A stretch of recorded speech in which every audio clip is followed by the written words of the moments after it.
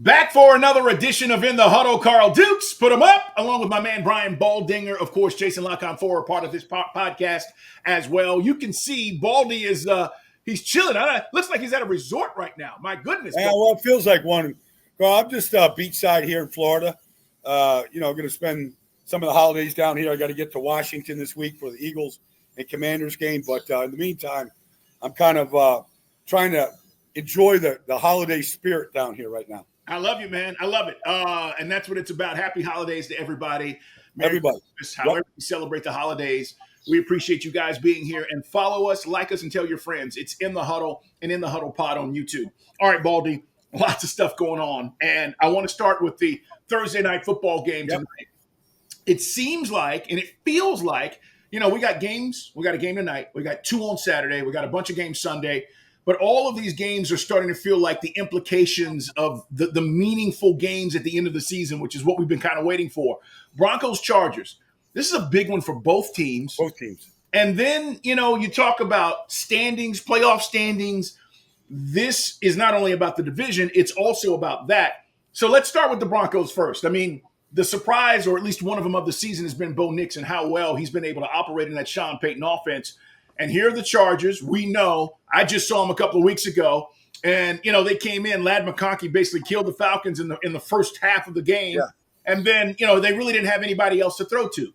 But they've lost 2 since then, the Chiefs and Buccaneers. And they've only scored 17 points, Baldy. So what's going to happen here with the Broncos and the Chargers on Thursday night tonight? Well, I saw the Bucs and the Chargers last week in Los Angeles at SoFi. And the Chargers are a 17-point offense. They don't have explosive players. I think Patrick Surtain will either take McConkey or take Quentin Johnston and kind of lock those guys up. They lost a lot when they lost J.K. Dobbins in the run game. Gus Edwards is not that guy. Mm-hmm. And so they're not an explosive offense. And then, last week, and this has happened now a couple times. I mean, the Ravens ran for 211. Bucky Irving and the Bucs ran for almost 200 against them last week. Like, they're all of a sudden the team that, if you look at the stats, number one defense, but they look vulnerable to me. And if you want to say, okay, well, what about Denver? I mean, that Denver defense in their front has been outstanding all year. Their defense has been great all year. I can't see the Chargers right now scoring 17 or more, and they're going to have to do that. Now, Bo Nix is coming off a game where he threw 3 terrible interceptions, and he has not been that guy for most of the year. Now, he still made some plays to win the game. Nick Bonito, pick 6, certainly helped all that. But Bo Nix has played well. I don't think that Sean Payton is going to allow him to be in a position, especially if his defense is playing great, to put him in harm's way. I feel like the Broncos can go in there in a short week and win this game and lock up a playoff spot. Baldy, what's it say about Sean Payton if he's able to move on from Russell Wilson, draft a rookie quarterback, and then make the playoffs? Guys, they're 9-5. They're currently sitting in front of the Chargers in the AFC playoff standings. So you've got Kansas City, Bills, Steelers, Texans, Ravens are 9-5, Broncos are 9-5, and then you've got the Chargers at 8-6. What's it say about Sean Payton if this year he's able to do that? Which in my mind, he's the coach of the year if they do that. Here's why: not just because of the record and what he's done with the rookie quarterback, which he's never had a rookie quarterback in all of his years to have to develop. He caught Drew Brees, 4 years into his Charger contact. But, you think about limited draft picks. They had 5 draft picks. Yep. Russell Wilson, there was a big salary cap hit. They didn't have the luxury of a lot of teams like the Eagles, let's say, to go out and really fill in the roster with some key pieces. I mean, they're doing it with a bunch of free agents, Jaleel McLaughlin. You look at Jaquan McMillan. You look at guys that weren't drafted that have been a big part of this team. And then they're playing without their second-best corner, Riley Moss, but yet they're still limiting teams. They had a chance to beat the Chiefs. They get a field goal blocked at the end. Otherwise, they got to win against the Chiefs. It's remarkable. And it's what, there's the NBA and, I don't know how important coaching is. You give a guy like, Coach Jackson, Kobe, and you give him Shaq and he wins a bunch of championships. You give him Michael and, he wins championships. You don't give him those guys. Like Sean Payton, it's like the old game when we used to pick up in the schoolyard, Carl, where he goes, you give me that guy, and that guy, we'll beat you. And I'm going to win. It feels like that to a degree. Yeah. You know, with limited resources, with the rookie quarterback, he might get to 10 wins tonight. Chargers, by the way, are a 3-point favorite. I don't like it. I like the Broncos to cover this. Chargers at home, so they're getting the 3, but I'm with you. They are limited offensively, and I think the Broncos continue to roll. I think they find a way to win this game and cover the 3. Over-under is 41.5. It's in the huddle, guys. Let's talk about the biggest story, I think, of the week, and because I don't think anybody saw it coming, and that is changing quarterbacks in Atlanta with Michael Penix. Regardless of the struggles of Kirk Cousins, everybody was assuming, and they were telling us, we're not changing course. We're staying with Cousins. And they said he deserves an opportunity to right the ship and blah, blah, blah. Well, look what's happened. So they get back from Vegas, Baldy, and they make the decision. Coach Raheem Morris, they put out a statement saying he will be the quarterback for the foreseeable future. Penix admitted last night when he spoke to the media that he's been told he's the starting quarterback for the rest of the season. That's 3 games, and they're all important if the Atlanta Falcons are going to make the playoffs. Let's talk about this because they picked him 8th. We knew that their plan was not to play him immediately, and they were hoping that Cousins could play at a level that could take the team to the playoffs. That has completely fallen off over the last 6 weeks. Well, I've been advocating for the change because I didn't believe, from just studying the games, that this was a slump of Kirk Cousins. He's never been in a slump like this.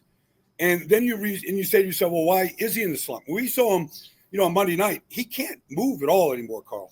And I think, it's weird because people in Minnesota are saying, well, this isn't Kirk Cousins' offense. And it isn't. And I'm kind of wondering, he's a shotgun quarterback. Yeah. He's been a big guy under center. And I'm just wondering if they put him in shotgun, all the 2 passes on Monday night, all 20 dropbacks were all shotgun except for 2. And that was a big part of his game in Minnesota and Washington was play action, drawn away from the center. And I don't know if he can move well enough to make that move that you have to be able to really give that play fake to Bijan or Algier. So, but regardless, the defense has played well all year. They're a good defense. They play hard. They could use a little bit more edge pass rush, but they're a good defense. You saw both safeties get interceptions on Monday night. I mean, and Bijan had his best game of the year, and he's playing great. And you go, okay, you got a running game, you got an offensive line, the defense is good enough. The quarterback play has to be better. He made one play to Drake London. He double moved on the outside, and he got the touchdown. Anybody can make that throw. They need better production from the quarterback, and I don't think Raheem Morris. I'm sure, Arthur Blank didn't want to have to make the move. I'm sure Raheem didn't want to have to make the move.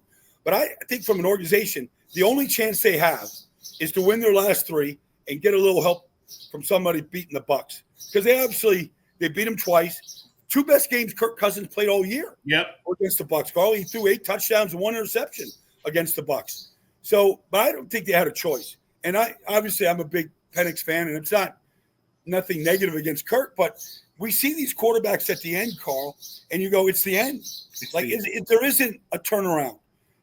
And I feel like that's where Kirk is at right. And you can tell the body language is awful from Kirk. When it's third down, they sacked him 3 times on Monday night on third downs. When that's the money down for the quarterback. And he couldn't elude the rush at all to try to find an open receiver. So, a couple of things.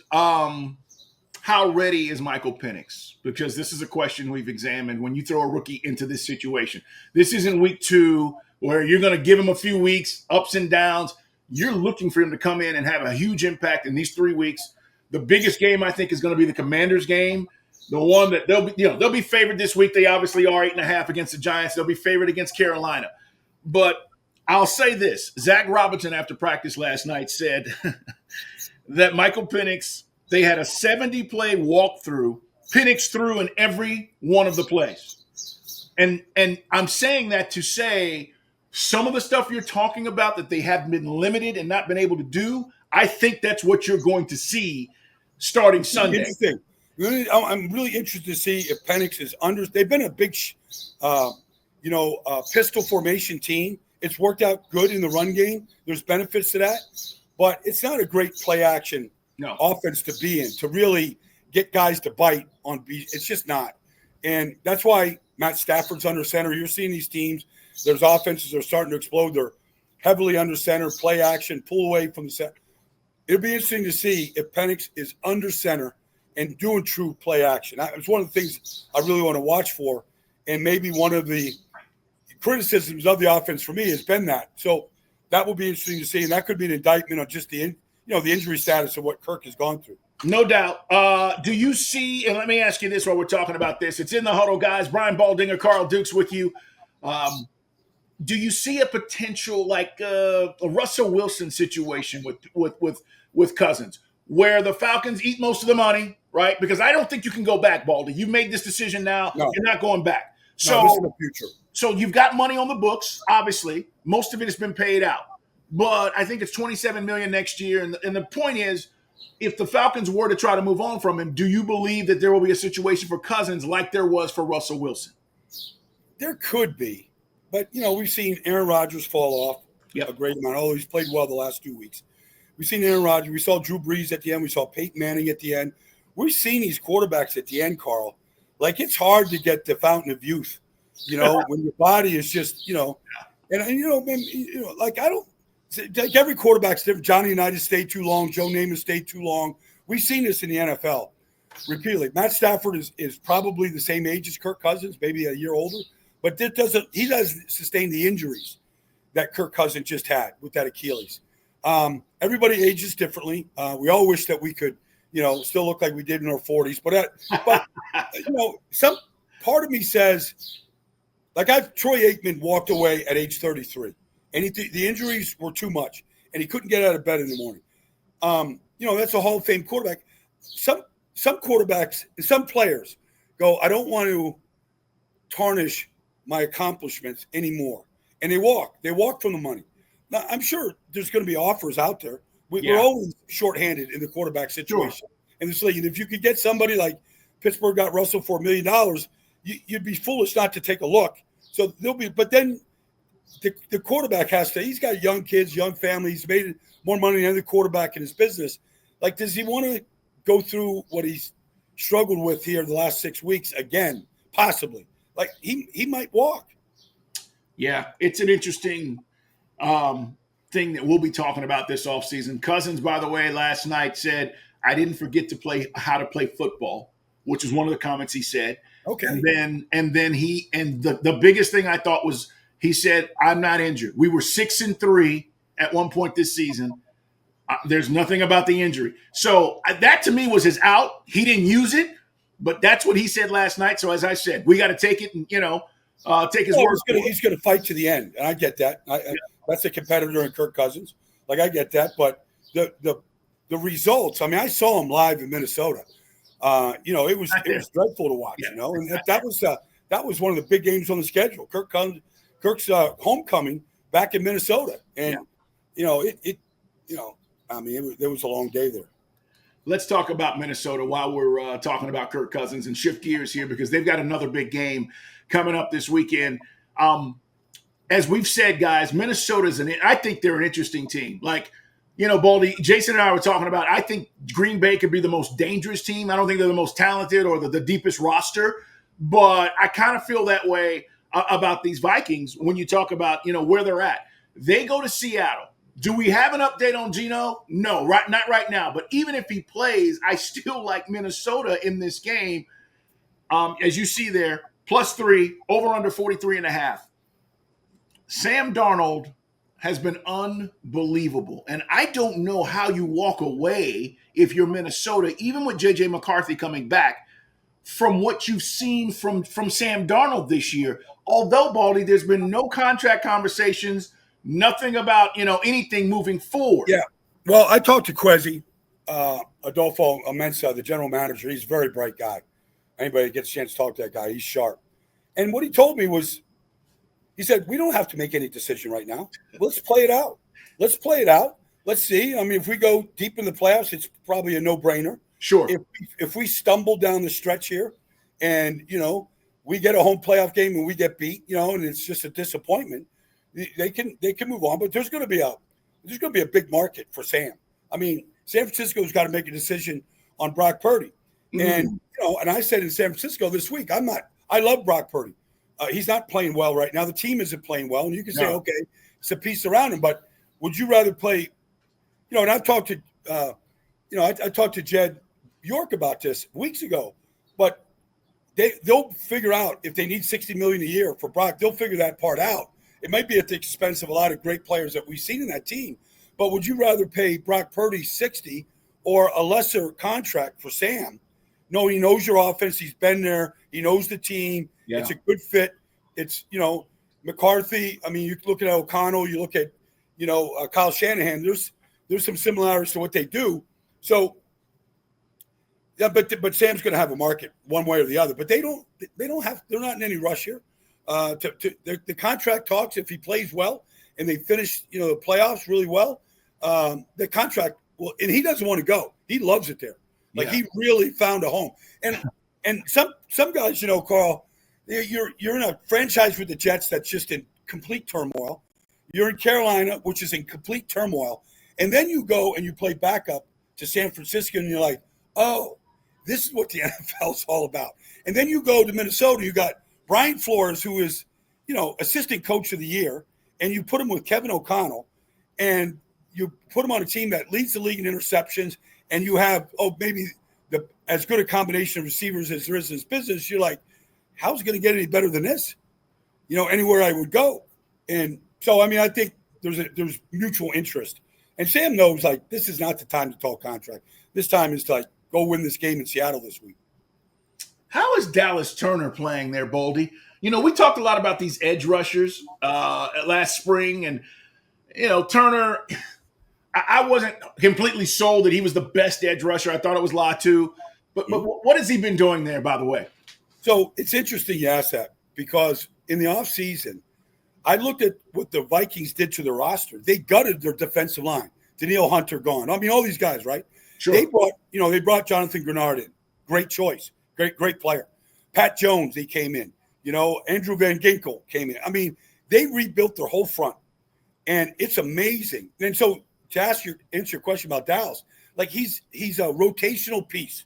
Okay. All right. And there's a role for him because they have taken a page out of the Golden State Warriors, and they play a lot of positionless football. Mm-hmm. Like you could see these guys, Josh Muddless can line up anywhere, right? And Andrew Van Ginkel can line up anywhere. Like they've got a system. And I was talking to Stephon Gilmore about this, and it's really interesting to me. And I think it's catching on. What Brian is doing, Flores is doing, it's catching on around the league. But what Gilmore told me is he's a completely different coach, different scheme than when he was in New England with Belichick. He said you can't give great quarterbacks in this league the same look every play. You can't play cover 3. You can't play 2 deep, man under on 3rd and 10 all the time. They're too good. You've got to keep them guessing until the snap. And that's what Flores has done with all these pieces. So Dallas Turner is a piece with Pat Jones, with Van Ginkel. So his numbers might not be great, but as a defense, they take the ball away. They get off the field on 3rd down. They create a lot of indecision in quarterbacks' minds. Like he's a part of that system right now. Yeah, and what you're saying, too, about what Flores is doing, as I was looking at some of the stuff that, that he's been doing this season, I find it fascinating. And I don't want to, because I just ran it.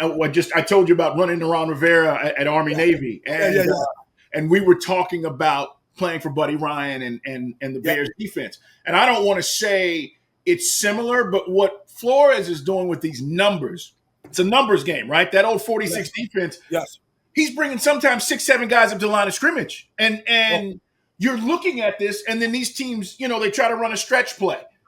You're outnumbered. You can't get out there, right? And then he runs that same look where he's got 6 or 7 guys up, 4 guys drop back. And you're like, okay. And to your point, like that is very similar, I think, what Ron was telling me last weekend about how Buddy was just fooling guys, back with the Bears, and they had so much talent, which is what you're saying about the Vikings defense. I don't want to make that comparison. They're not the 85 Bears. But schematically, he's fooling people big time. Yeah, no. There's a lot of smoke and mirrors, and who's bluffing and who's coming, and and it's not just 3rd down. He'll line up in that on 1st down and challenge you. And what he's basically doing ultimately is a massive disguise where it looks like it's a blitz zero look The defensive backs are off the ball, and then they're breaking down your protections. I mean, you talk to Ron if you want to really get in the weeds with Ron. The whole art, whether you're Buddy Ryan, Rex Ryan, is to break down the other team's protection, because this is when you win. Yep. The offense pulls back and they go max protection, 7-man protection, and you rush 3. And now you got 8 in coverage. And they've won. Maybe Mahomes makes some ridiculous play in that situation. But as soon as they get you to pocket in, and then they're dropping the coverage, and they're just shrinking these windows, they've won the down. Yeah, it's a great point, Baldy. As far as Seattle, I think they're done. I think they're going to fall out of contention here.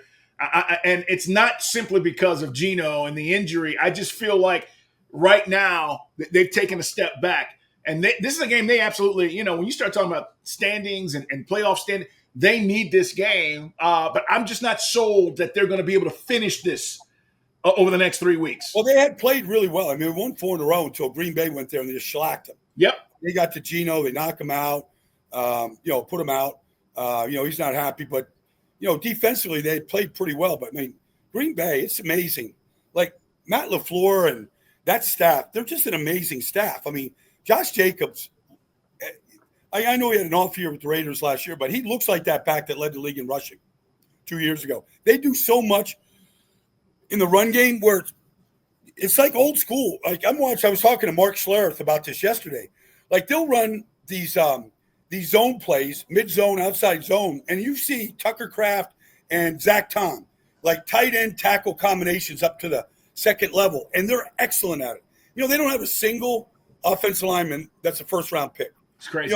It's just you got a 6th-round pick in Rasheed Walker, 5th-round pick in Zach Tom, Josh Myers. Like they're doing it without spending a boatload. And they drafted all those guys. They're all homegrown, and so. But that's what coaching is. Like, let's get some big, tough guys. Let's get them a good system, tight ends that can block. And let's start with a quarterback that's mobile. You can play action. You can maneuver him. You can roll him out. You can do a lot of creative things with him. But it starts up front. They handle Seattle up front in that game. And that's something we hadn't seen in the previous month.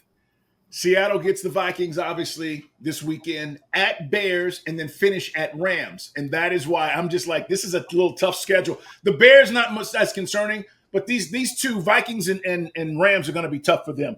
Baldy, let's move on and talk about the Eagles-Commanders game this weekend. I think the Eagles have fixed whatever was going on, right?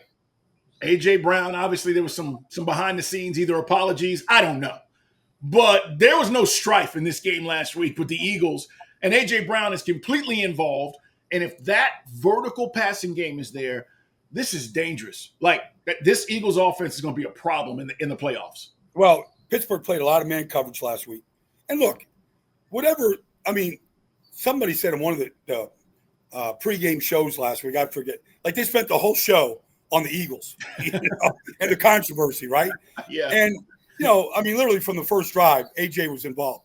But, I guess when you're running the ball as well as Saquon's running it, you can kind of forget, and I'm defending AJ here, how good he is. Like, I don't care how you want to rank the top 5 receivers. You can't have that conversation, not put AJ in the top 5. I mean, he torched, Joey Porter Jr., Dante Jackson, quality corners. And they tried to play man coverage on them. They couldn't do it. Like, he's just too big and strong. And then after the catch, like, you put the ball in his hands, he's looking to, like, run people over. Like, he's T.O., he's just that type of he's wired like that, and he's so physically strong. Like, Joey's a big, tough corner. Like, he couldn't stay with them. So then, but here's the conundrum for the Eagles. It's like, okay, we can throw it to A.J. and Devontae. We've got that. We can run Saquon, and he could run to the MVP award in this league. But how do you balance it? And then in games where sometimes these playoff games go, you get 8 possessions. Right. T.J. Watt knocks the ball out of Jalen's hands once last week. Okay, a turnover. It happens. Now you're down to 7 in a big game. And if the Eagles are a slow starter trying to figure out what's going to work, like, you don't want to be in a slow start against the Minnesota Vikings or against Tampa, where obviously you're shortened possessions, and now you're trying to figure out what's working today because they don't start fast. And so like, if you get to this week's game, And I went back and rewatched the game. That game, like a month ago, 5 weeks ago, it was 12-10 with 8 minutes to go in the fourth quarter. 12-10 in favor of the Eagles.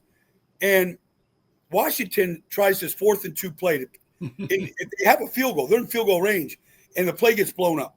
Zach Bond blows the play up. And the Eagles get possession and good field position, and then they run them out of the gym, score 20 in the fourth quarter.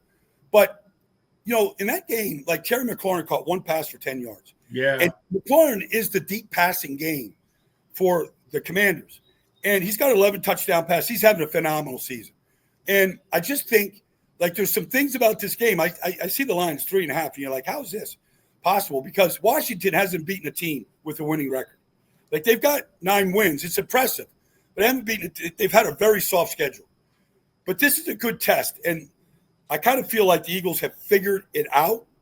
But yet they got to, like, to me, this is how what they do on Sunday in Washington is how they have to start a playoff game. Like, they've got to figure it out from the beginning, what they want to get done today. And that's going to be interesting to watch. Yeah, and you mentioned Dan Quinn going for it on that 4th down.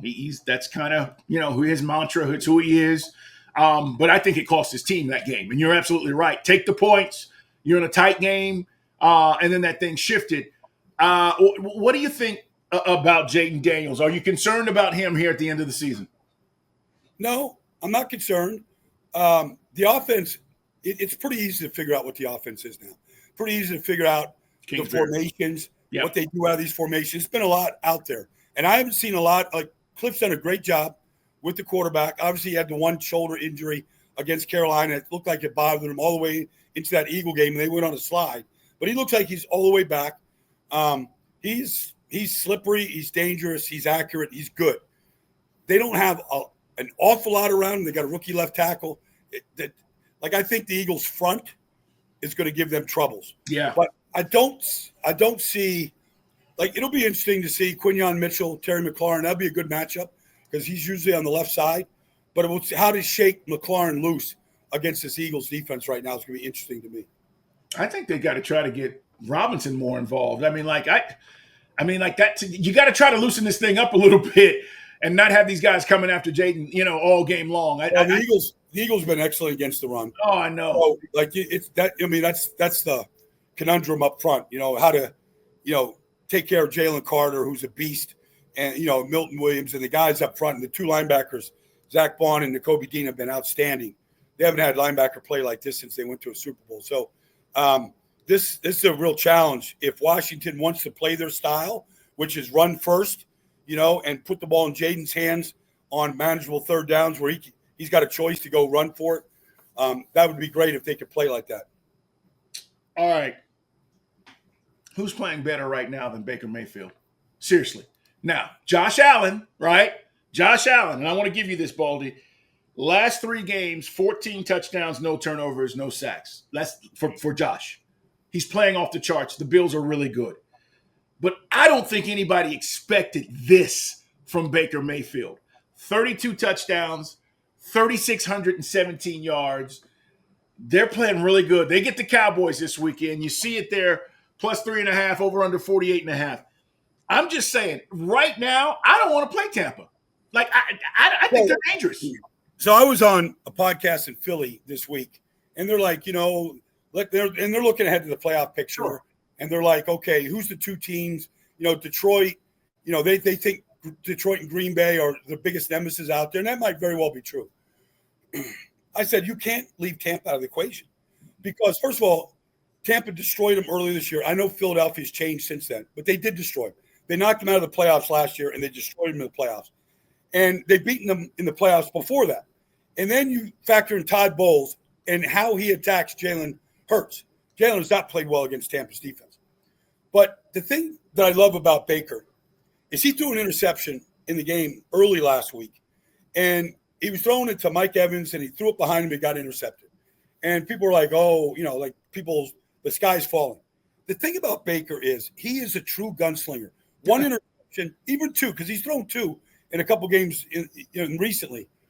Nothing. That guy plays with no fear. And that's how you have to play playoff games. You remember that game in Detroit last year in the playoffs? Oh, he played a 1-score game. Yep. And Detroit was going up and down the field, but he just kept firing. And now Mike Evans is like, he's on pace again to go 11 straight years, with 1,000 plus. He's a beast. And this Jalen McMillan's coming on, but their run game is real. I didn't think they could run the ball like that against the Chargers. Nobody has improved more in the run game. And Liam Cohen's a big part of it. Like, he's going to get a lot of coaching, consideration with what he's doing. Rookie running back, rookie receiver, rookie center, Baker second year. And here they are with a chance to go nail down this division. This is their toughest game right here, against Dallas. So Dallas has struggled this year against teams that can run the ball well. This is their matchup.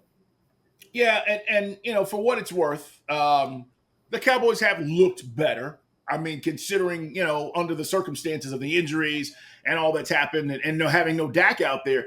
But listen, I give them a puncher's chance in this game. It is the Sunday night game, guys, on NBC. I just give them a puncher's chance simply because, they have nothing to lose. I feel like they're going into all these games. I'm saying, Baldy, they're going out there. Mike has been talking about, kind of rallying the troops and doing all this stuff. I give him a puncher's chance. But nobody wants to talk about Rico Dowdle. You're right. Guys run for 400 yards in the last 3 games. And that's with, Brock Hoffman, who went from backing up Zach Ertz to playing right guard to playing center. When they lost their center, BB, and then they have a backup right guard. They have a backup left tackle. And that's with all that. Like, Mike Solari is the offensive line coach in Dallas. And I played for Mike when I was in Dallas. Like, he's a great offensive line coach. They got 3 backups in there, and they're playing the tight ends, the running backs, Dowdle. They've got their running game back now. And it's really been impressive to watch what they've done the last month. Yeah, and Cooper Rush is playing fairly well as well. Bucks and Cowboys, you see it there.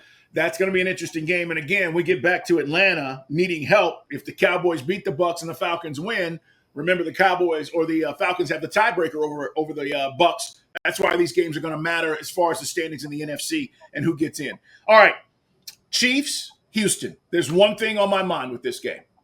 Does Patrick Mahomes play? That's it. Why would you play him if you are going to play him, and if he sits and they struggle with Carson Wentz at quarterback? Do you bring Patrick back next week even if he's not 100%? To me, that is what Andy Reid's trying to figure out, and maybe he's already done that. He probably has.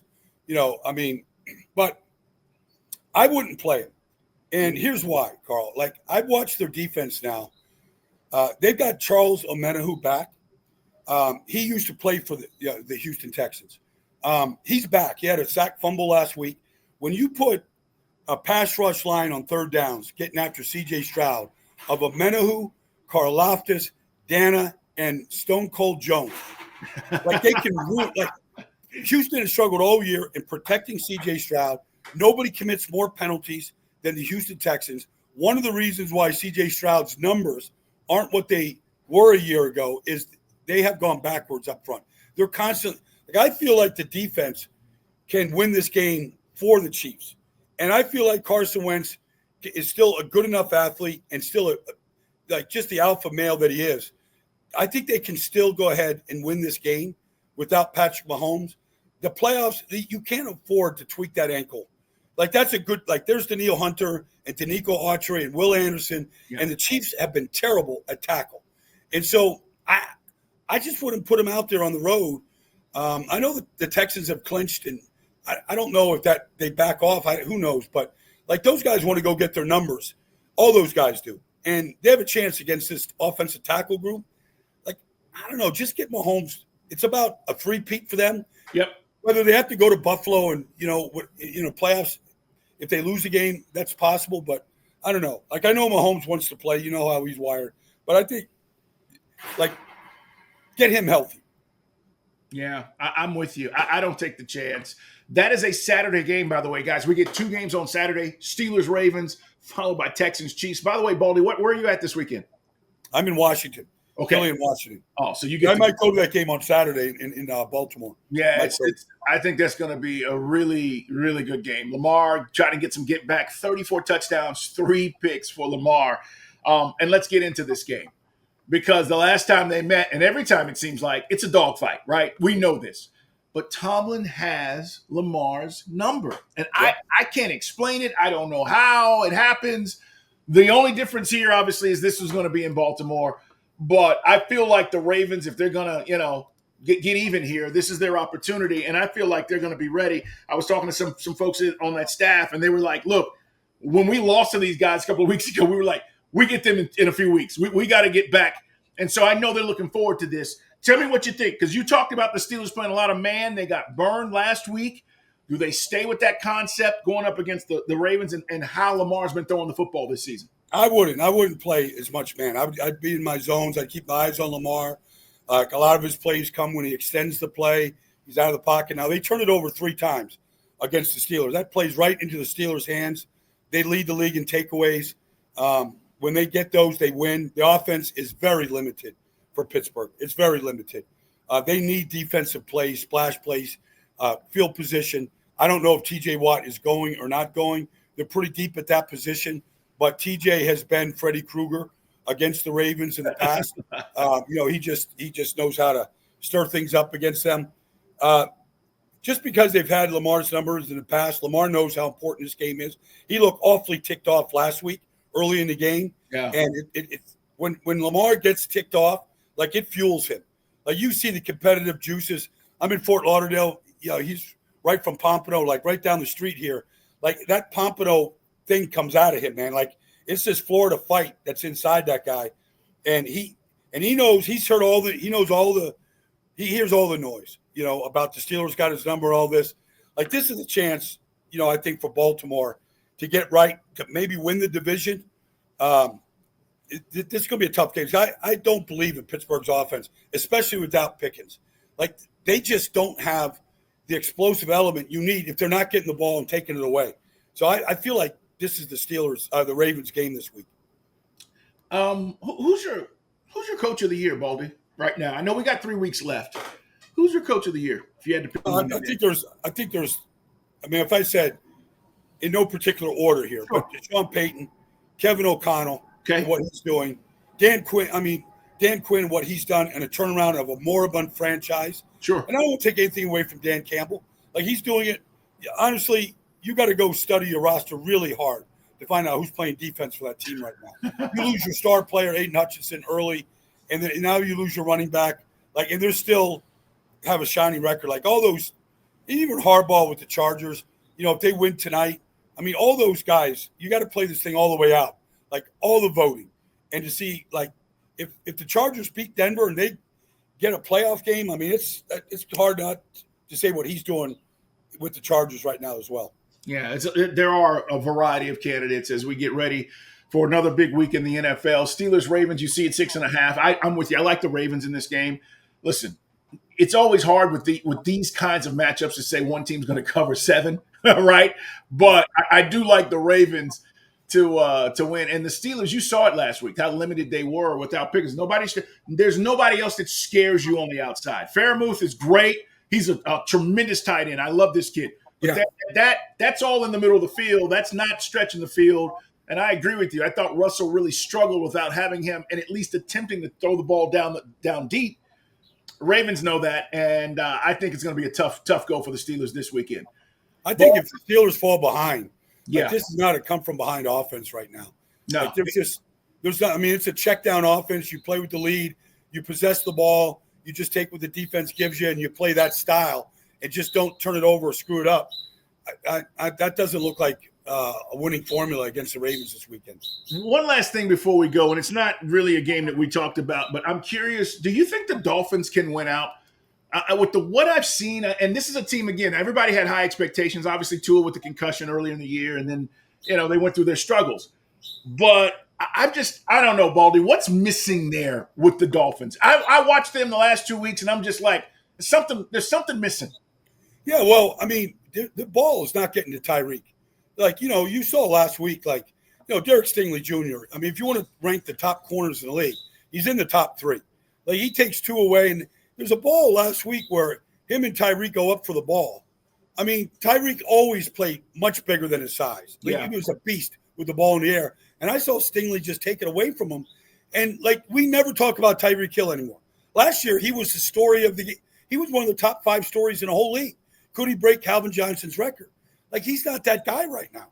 And, the running game is non-existent. They've got 3 backup offensive linemen playing. and you're like asking Tua to be the run game, the big play guy, and like he really struggled last week. Like defensively, they're very good. They're very good against the run. They're a very good defense. I don't know offensively right now if they can win out, regardless of who they play. I know they got the Jets, but I just don't think like they're a team that could get to 9-8 right now. Yeah, I'm with you. We will see how things shake out, guys. Subscribe, like us. It's In the Huddle Pod on YouTube. Baldy, enjoy the sun and fun. Yeah. We will talk to you guys early in the week next week as we get ready for the Christmas games and then heading into the weekend. And then we're going to take some time to enjoy the holidays with friends and family as you are. We hope you are as well. But it's going to be a fun, interesting weekend, guys. And we appreciate you being here. Baldy, be safe. Enjoy the game up there. And we'll talk to you guys next week. It's In the Huddle. Thanks, Carl.